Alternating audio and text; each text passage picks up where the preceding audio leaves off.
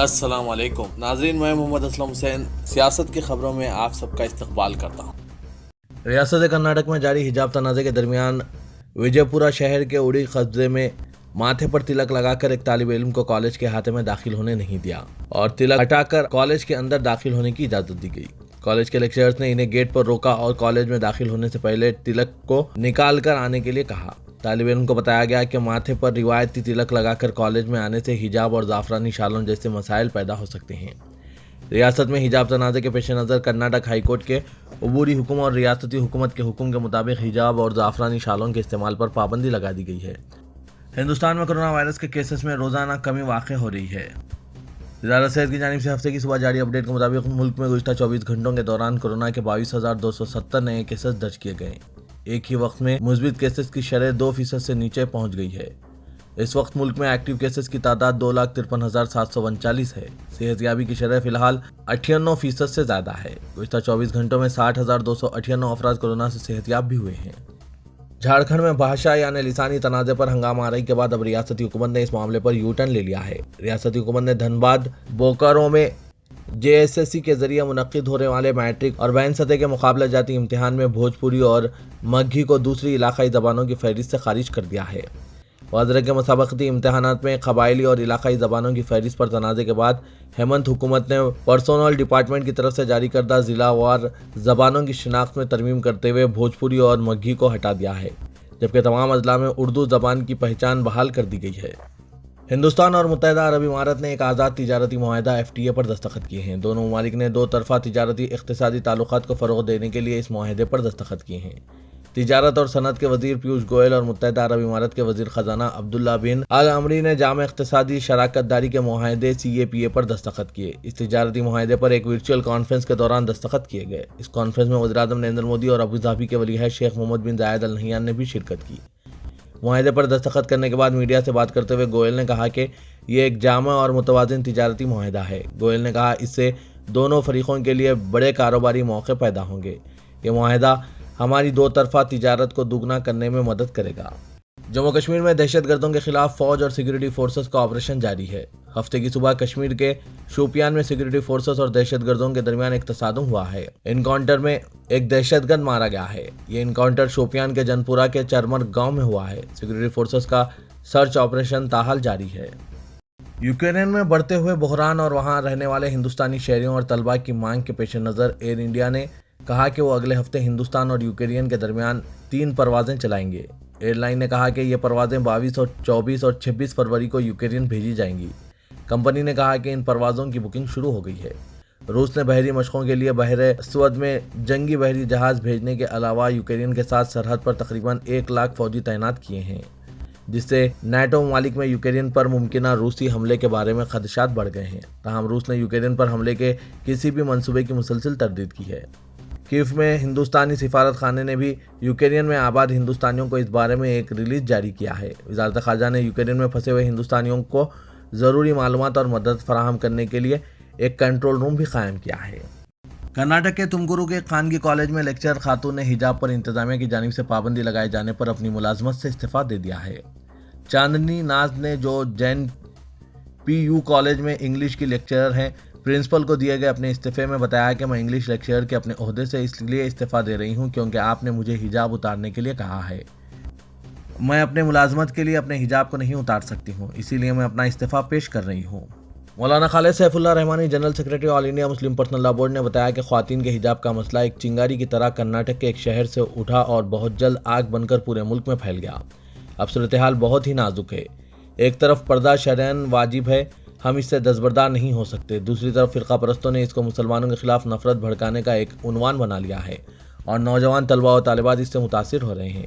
ایسی صورتحال میں بورڈ کی لیگل کمیٹی اور عاملہ کے چند ارکان کا خصوصی اجلاس منعقد کیا گیا، جس میں یہ طے کیا گیا کہ مسئلے کو سڑک پر لانے کے بجائے قانونی طریقہ کار اور گفت و شنید کے ذریعے حل کیا جائے۔ پھر یہ بات طے پائے کہ پہلے کرناٹک ہائی کورٹ میں قانونی لڑائی لڑی جائے یا تو پہلے سے جو فریق بن چکے ہیں ان کے ساتھ مل کر مقدمے کی پیروی کی جائے، یا اگر ضرورت محسوس ہو اور ممکن ہو تو بورڈ براہ راست فریق بنے۔ چنانچہ کرناٹک کے ہائی کورٹ میں بحث کا سلسلہ جاری ہے۔ وکلاء بہتر طور پر مسلمانوں کے نقطہ نظر کو پیش کر رہے ہیں اور بورڈ مسلسل ان سے رابطے میں ہے۔ गुजरात के शहर अहमदाबाद में 26 जुलाई 2008 को हुए सिलसिलेवार बम धमाकों के मामले में यहाँ की एक खुसूसी अदालत ने आज 49 मुलजिमीन में से 38 को सजाए मौत और बाकी 11 को उम्र कैद की सज़ा सुनाई। खुसूसी जज AR पटेल की अदालत ने गुज़श्ता 8 फरवरी को इस मामले के 89 में से 49 मुलजिमीन को मुजरिम करार दिया था और दीगर 28 को बरी कर दिया था। एक दीगर मुलजिम की समाअत के दौरान मौत हो चुकी है।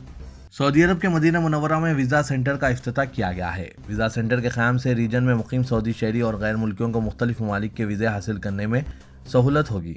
अखबार 24 के मुताबिक Medina chamber of commerce and industries के चेयरमैन मुनीर बिन साद ने वीज़ा सेंटर का इफ्तिताह किया। इस मौके पर उन्होंने VFS ग्लोबल कंपनी के साथ किए गए मुआहदे पर भी दस्तखत किए। वीज़ा सेंटर के क़याम का मकसद मुख्तलिफ ममालिक जिनमें बरतानिया, यूनान और फ्रांस के लिए वीज़ा हासिल करने की सहूलत फराहम की गई है, जबकि रीजन में मुकीम भारत, फिलिपाइन और श्रीलंकन शहरियों के पासपोर्ट की तजदीद व इजरा की सहूलत भी फराहम की जाएगी।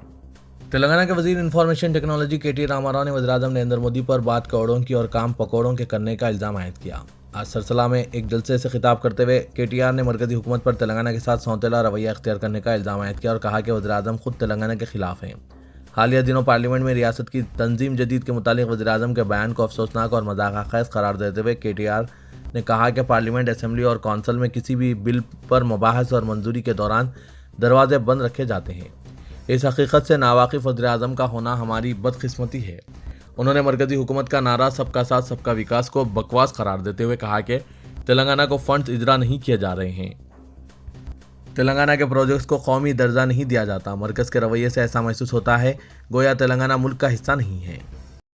तेलंगाना हाई कोर्ट ने national green tribunal Chennai bench के रूबरू जनवाड़ा, मिर्ज़ागुड़ा, शंकरपल्ली मंडल, रंगारेड्डी डिस्ट्रिक्ट में रियासती वज़ीर KT रामाराव की जानिब से तामीर किए जा रहे फार्म हाउस के खिलाफ सदर TPCC व रुकन पार्लियामेंट A रेवंत रेड्डी की दाखिल करदा दरख्वास्त को खारिज करने KT रामाराव की दरख्वास्त पर आज तवील मबाहस के बाद अपना फैसला महफूज कर दिया है। रेवंत रेड्डी ने अपनी दरख्वास्त में इल्ज़ाम आयद किया था कि रियासती वज़ीर KT रामाराव जनवाड़ा में GOMS नंबर 111 की खिलाफवर्जी करते हुए फार्म हाउस तामीर कर रहे हैं। जस्टिस A राजशेखर रेड्डी और जस्टिस P नवीन राव पर मुश्तमिल डिवीज़न बेंच ने KT रामाराव के वकील S निरंजन रेड्डी, प्रदीप रेड्डी, मालिक अराजी की जानिब से रघुराम एडवोकेट और रेवंत रेड्डी की जानिब से SS प्रसाद एडवोकेट ने मुबाहसे में हिस्सा लिया। क़ब्ल हाई कोर्ट ने 10 जून 2020 को जारी करदा अपने अबूरी अहकाम में नेशनल ग्रीन ट्रिब्यूनल की जानिब से माहिरीन की कमेटी तश्कील देते हुए इस फार्म हाउस का मुआयना करने और फार्म हाउस की तामीर में कोई खिलाफ वर्जी की गई है तो कार्रवाई करने के जारी अहकाम पर हुक्म इल्तवा जारी किया था। KTR के वकील S निरंजन रेड्डी ने अदालत को बताया कि KT रामाराव के फार्म हाउस के खिलाफ रेवंत रेड्डी की जानिब से नेशनल ग्रीन ट्रिब्यूनल में दाखिल करदा दरख्वास्त बदनीयती पर मबनी है, जिसका मकसद इनके मुवक्किल वज़ीर KTR को कानूनी पेचीदगियों में घसीटना है। दरअसल वो इस अराजी के मालिक नहीं है, बल्कि उन्होंने फार्म हाउस की तामीर के लिए मालिक से अराजी लीज पर हासिल की है। SSC सालाना इम्तहानात 2022 में शिरकत करने वाले तलबा को एक बड़ी राहत में इन्हें मुख्तलिफ सेक्शंस में सिर्फ 50% सवालात के ही जवाबात देने की सहूलत रखी गई है। पर्चे सवालात में थ्योरी के सेक्शन के लिए ही ये सहूलत रहेगी, जबकि ऑब्जेक्टिव के तमाम जवाबात देना होगा। महकमा स्कूली तालीम ने इस सिलसिले में यह फैसला किया है। यह हैसियत मजमूई जारिया साल 10वीं जमात के इम्तहानात के 50% सवालात के ही जवाबात देने होंगे। Model question paper state council of education, research and training की वेबसाइट पर दस्तियाब करवाए गए हैं। एक ओहदेदार ने यह बात बताई। रियासत तेलंगाना के director general police M Mahinder Reddy की मेडिकल रुख्सत को हुकूमत ने मंजूर करते हुए senior IPS officer director general ACB Anjani Kumar को 2 हफ्तों के लिए फुल एडिशनल चार्ज के साथ director general of police Telangana मुकर्रर किया है। अंजनी कुमार एक senior Indian police service officer हैं। उन्होंने हालिया दिनों में director general of police anti corruption bureau के ओहदे का जायजा हासिल किया था। रियासती नज़्म व नस्र ने 24 दिसंबर को 30 IPS ऑफिसर्स का तबादला किया था, जिसमें अंजनी कुमार भी शामिल हैं। रियासत तेलंगाना के सरबरा पुलिस DGP की हैसियत से अंजनी कुमार के तकर्रुर से मुतालिक हुकूमत ने 18 फरवरी 2022 को अहकाम जारी किए और M महिंदर रेड्डी की रुख्सत को मंजूर किया गया। शहर हैदराबाद के लकड़ी के पुल इलाके सैफाबाद पुलिस स्टेशन में इस वक्त कशीदगी फैल गई जब एक सब इंस्पेक्टर के बुरखापोश खातून की पिटाई के खिलाफ कई लोगों ने एहतजाज किया है।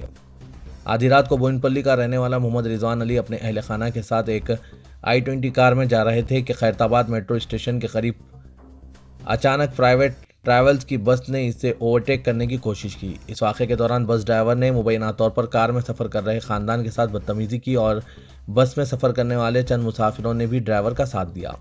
इस वाक़े के बाद अवाम मौके पर जमा हो गए और सैफाबाद थाने से ताल्लुक़ रखने वाले पुलिस टीम मौके पर पहुंच गई और हुजूम को मुंतशिर करने की कोशिश की। ड्यूटी पर मौजूद एक sub inspector Y Suraj Kumar ने मुबैना तौर पर लाठीचार्ज किया और बुर्खापोश मुस्लिम खातून को भी लाठी से पीटा।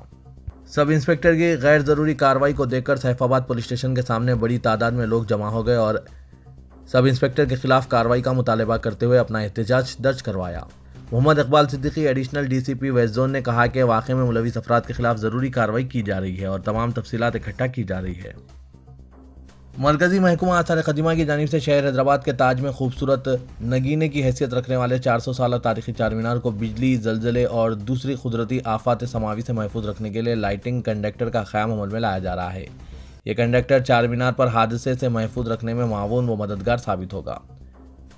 आर्कियोलॉजिकल सर्वे ऑफ इंडिया ने मुल्क के तमाम तारीखी व सकाफती यादगारों को महफूज रखने के लिए खुसूसी इंतजाम करने का फैसला किया है। इस हिस्से के तौर पर चार मीनार के ज़ेर ज़मीन में इलेक्ट्रिकल कंडक्टर्स के लिए खुदवाई की जा रही है। तो ये था आज का खबरनामा। खबरों से मुतालिक कमेंट के जरिए आप अपने ख्यालात पेश कर सकते हैं और साथ ही इस वीडियो को लाइक कीजिएगा। तो मैं मोहम्मद असलम हुसैन अब आप सबसे इजाज़त तलब करता हूँ। तो दीजिए इजाज़त। अल्लाह हाफ़िज़।